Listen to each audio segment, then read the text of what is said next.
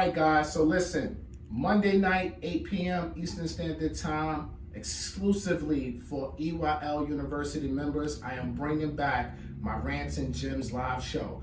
The first episode on EYL University will be about one of my favorite topics, FHA 203K loans. So look, this is going to be an updated version of what I did in the summertime, but we're going to make it for 2020, right? So you're going to learn the ins and outs about the FHA 203K loan, the updated guidelines for FHA 203K. You're going to learn about the contractor process. I'm bringing on my HUD consultant who's going to teach about the HUD consultant role and how he protects you, the potential buyer, and the bank.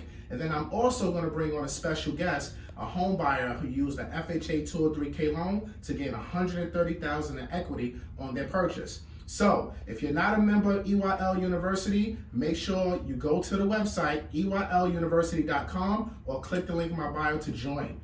Make sure you're on this class. If you want to buy a property, a fixer-up property in 2020, and you're a first-time home buyer, you need to take this class. EYLUniversity.com, click the link in my bio, FHA 203K, the ins and outs, the do's and don'ts, Monday, 8 p.m. Eastern Standard Time. I see you then.